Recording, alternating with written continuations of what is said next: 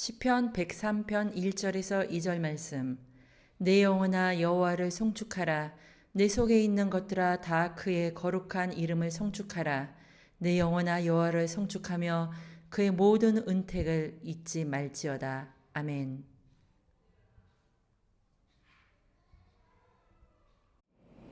오늘 저는 여러분과 함께 그의 모든 은택을 잊지 말지어다, 이 같은 제목으로 은혜 말씀을 나누겠습니다. 오늘 저희가 시편 103편을 읽었는데요. 이 시편 103편은 다윗의 시라고 분명히 명시되어 있습니다. 그런데 어떤 상황에서 다윗이 이 같은 시를 썼는지 구체적으로 우리는 알 수가 없습니다. 그런데 그 내용을 보면 우리는 짐작할 수는 있겠죠. 1절 말씀에 보면 이렇게 나타나 있습니다. 내 영혼아 여호와를 송축하라. 내 속에 있는 것들아 다 그의 거룩한 이름을 송축하라. 아멘. 여기서 송축하라 라고 하는 이 단어를 주목하십시오. 1절, 2절, 20절, 21절, 22절, 그리고 또다시 22절. 계속해서 다윗은 하나님을 송축할 것을 촉구하고 있습니다. 아니, 언제 이같이 그는 생명의 위기를 맞이하게 된 것일까요? 여러분, 그가 엘라 골짜기에서 골리앗을 물리치죠. 그리고 백성들이 무엇이라고 외치지요? 사울의 죽인 자는 천천히요, 다윗은 만만이로다 하면서 사울의 안색이 변하게 되죠. 결국에는 다윗이 비파를 치는 그 가운데 창을 던지고 다윗은 가까스로 살아나게 됩니다. 얼마 안 있어 모든 신하들에게 다윗을 죽이라고 명하게 되지요. 그리고 요나단이 왜 다윗을 죽이려고 합니까? 라고 하는 그 묻는 말에 오히려 창을 던지지요. 바로 그때 다윗은 생명을 건지려고 가드왕 아기스한테 피합니다. 원래 이 가드왕 아기스는 다윗과 친한 나름대로 그런 사이였습니다. 그런데 그 신하들이 다윗이 오면은 그를 반드시 죽여야 됩니다 라고 하고 가드왕 아기스가 약간 흔들리는 그런 모습이 포착됩니다. 그러니까 다윗이 어떻게 했어요? 미친 척을 했습니다. 대문 쪽에 그적거리면서 침을 수염에 막 흐트러뜨리고 나중에 가드왕 아기스 앞에 가기는 갔는데 이 아기스가 야, 우리 땅에 미친놈들이 없어서 이 미친놈을 또 데리고 왔느냐? 그렇게 말을 하지요. 다윗은 이런 모든 인생의 정말 희노애락을 겪으면서 엄청난 위기를 극복하면서 어떻게 하나님을 체험했을까요? 오늘 이 같은 그의 어떤 인생사를 쭉 살펴보면 저희가 다윗에게서 이런 시편이 나오는 것을 어떻게 보면 당연한 것이라고 생각이 됩니다. 생각해보니 하나님으로부터 우리가 받은 것이 참 많이 있지요. 3절에서 5절 말씀에 보니까 그가 내 모든 죄악을 사하시며 내 모든 병을 고치시며 내 생명을 파멸해서 속량하시고 인자와 긍휼로 관을 씌우시며 좋은 것으로 내 소원을 만족하게 하사 내 청춘을 독수리같이 새롭게 하시는도다. 그러니까 생각해보면 참 하나님이 우리에게 주신 것이 너무나 많이 있습니다. 그렇기 때문에 우리는 감사할 수밖에 없는 것이죠. 특별히 저희는 아르헨티나 성령의 교회, 그러니까 한국 교회이면서도 중남미에 있는 한국 교회입니다. 그런데 중남미 하면 여러분, 얼마 전에 KBS 손미나 아나운서가 말했던 것처럼 보통 우리가 중남미 하면 관련 없는 땅, 너무 먼 곳, 미지의 세상이라고 우리가 생각을 하는데 70년 전에 이와 같이 수많은 중남미 사람들이 우리나라에 와서 희생을 한 것을 생각하면 감사해야 할 가까운 사람들이다 하는 그런 말을 했습니다. 여러분, 우리 한국 전쟁에 유엔군이 얼마나 희생을 했는지 아세요? 한국 전쟁 기념관의 그 자료에 따르면 사망만 4만 명 이상, 부상만 10만 명 이상, 그리고 실종이 1만 명 이상이라고 나타나 있습니다. 그런데 많은 사람들이, 아니 어쩌면 아무도 모르는 그런 데이터가 하나 있습니다. 이것은 중남미에 사는 바로 저와 여러분들에게는 당연히 너무나 와 닿을 수밖에 없는 것이죠. 우리는 왜 이 땅을 축복해야 되는지, 왜 감사해야 되는지, 그것을 우리는 영적으로 특별히 해석해야 할 의무가 있습니다. 여러분, 그렇게 수십만이 부상을 당하고 전사를 하였습니다. 그런데 그 중에 페레스, 디아스, 곤살레스, 로페스, 고메스, 구티에레스, 무뇨스, 로드리게스, 이 같은 성을 가진 수많은 중남미 사람들이 있었다고 하는 것을 여러분 기억을 하고 계시는지요? 콜롬비아에서만 5,000명, 무려 5,000명이 넘는 그런 군인들이 한국 전쟁에 파병이 되었습니다. 전사자가 213명, 거기에 부상자를 더하면 448명, 그리고 실종도 28명. 얼마 전에 멕시코에 우리나라 있는 멕시코 대사 브루노 피게로아라고 하시는 분이 이런 말을 했습니다. 제 아버지가 그 친구가 있는데, 그런데 그 친구분이 원래 미국 분이신데, 그런데 한국 전쟁에 참전을 했다는 거예요. 그런데 1990년에 이르러서 이 중남미 사람들 가운데, 그러니까 미군이기는 하지만은 중남미 사람들이 살아있는 사람들만 해도 10만 명이 넘었다고 합니다. 그러니까 무진장 많이 가서 많이 죽고 많이 부상을 당하고 또한 실종을 당하신 그런 분들이 많이 있는 것입니다. 여러분, 우리나라에는 한국국제협력단 코이카라고 하는 단체가 있습니다. 중남미의 13개국에서 봉사활동을 하고 있는데요. 제가 그 코이카 홈페이지를 보니까 이 중남미 모든 것을 다 종합을 해보니까 평균 우리나라에서 이 협력 차원에서 5억을 투자합니다. 매년. 그러면 참 그런 데이터를 봤을 때 물론 협력 다 좋지만은 우리나라 정부에서 왜 이와 같이 우리가 무슨 세상 말로 애들 그냥 하는 말로 호구도 아니고 왜 이렇게 우리가 전 세계적으로 특별히 중남미, 우리가 아무런 관련이 없고 미지고 멀리 있고 그런 땅에 우리가 이같이 투자를 해야 되느냐라고 하는 의문점이 들 수가 있습니다. 예를 들어서 쿠바 같은 나라, 공산주의 국가인데 뭐하러 그렇게 우리가 그렇게 의문이 들 수도 있거든요. 그런데 참 기가 막힙니다. 여러분, 1952년, 53년 내지 바로 거기에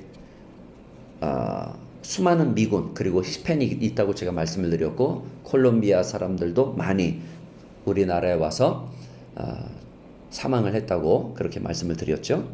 그런데 나무 위키 거기 홈페이지에 보면 이런 기막힌 그런 데이터가 하나 있습니다.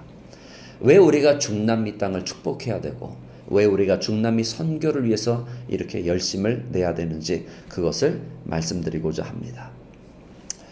코스타리카가요, 물자를 보냈습니다. 1,400불에 해당되는. 쿠바가 미국, 그러니까 쌀이죠, 의약품을 보냈습니다.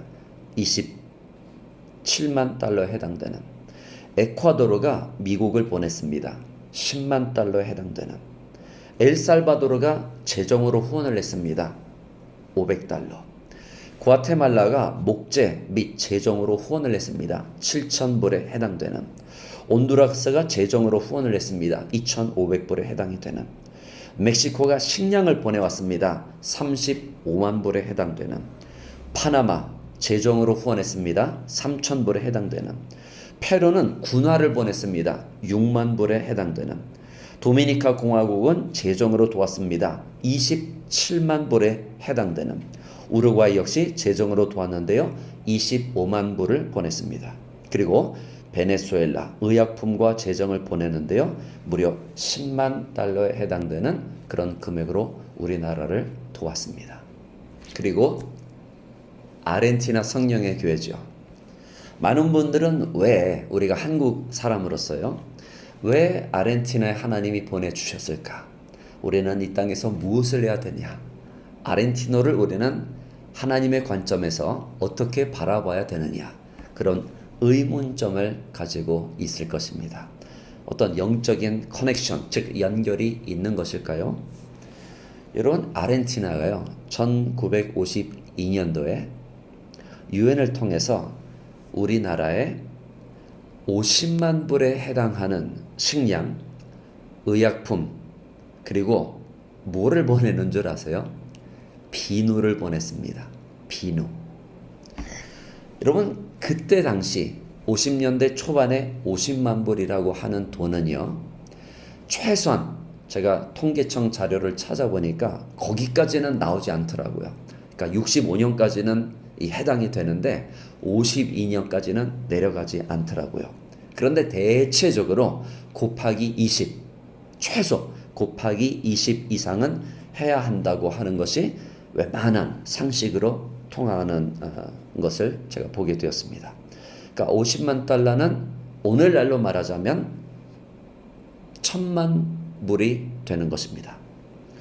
물론 1000만 불이 어느 한 나라의 GDP의 몇 프로가 되고 그렇지는 않습니다. 그러나 엄청나게 큰 돈이죠. 우리나라가 여러분, 중남미로부터 이렇게 70년 전에 축복을 무진장 받았습니다. 오늘 그렇기 때문에 우리가 이 땅에 와서 이 중남미 선교를 위해서 이 은혜를 갚는 것은 당연한 것입니다. 오늘 2절 말씀에 보면 특별히 내 영혼아 여호와를 송축하며 그의 모든 은택을 잊지 말지어다 하였습니다. 우리 옛말에 이런 말이 있습니다. 원수는 돌에 새기고 은혜는 물에 새긴다. 잊어버리면 안 됩니다. 아니, 잊어버리는 것이 아니고 모르면 안 돼요. 그 모르면은 이 중남미에 관해서 우리가 이렇게 미지고 너무 멀고 내가 왜 여기 와서 살고 그런 마음이 들 수가 있거든요, 인간적으로. 그런데 우리가 왜 하나님으로부터 이곳에 부름을 받았는지, 특별히 우리 2세들한테는 이것이 아주 영적으로 깊이 새겨지는 이 귀한 메시지가 되었으면 참 좋겠습니다. 룩셈부르크 총리가, 왜냐하면 우리나라 정부 차원에서 이렇게 수많은 어떤 그 참전하셨던 그런 분들을 직접 찾아가서 행사를 너무나도 잘 합니다. 그런데 거기에 보면은 물론 모든 나라들 가운데서도 이런 행사를 하는 가운데 특별히 이 룩셈부르크 총리가 이런 말을 했습니다. 한국처럼 감사할 줄 아는 나라가 없다. 여러분, 이게 바로 우리나라가 결국에는 복을 받는 그런 비결이 아닐까요? 하나님은 참 고마우신 분이십니다. 우리의 은혜를 너무나 많이 베풀어 주신 분이십니다. 그런데 그런 은혜를 원망으로 불평으로 갚는다? 이건 말이 안 되는 것이죠. 그렇기 때문에 저와 여러분 삶 가운데서는 항상 감사가 넘쳐야 합니다. 특별히 중남미 땅에 왜 우리가 감사해야 되는지, 어떤 영적인 커넥션이 있는지, 이 땅에 왜 우리는 선교를 해야 되는지, 오늘 이 역사적으로 살펴볼 때 그 엄청난 비밀이 감추어져 있었다고 하는 것, 오늘 이 메시지를 듣고 중남미 땅을 위해서 열심히 중보하고 또한 축복하며 선교하는, 감사하는 귀한 믿음의 성도들 되시기를 주님의 이름으로 축원드립니다.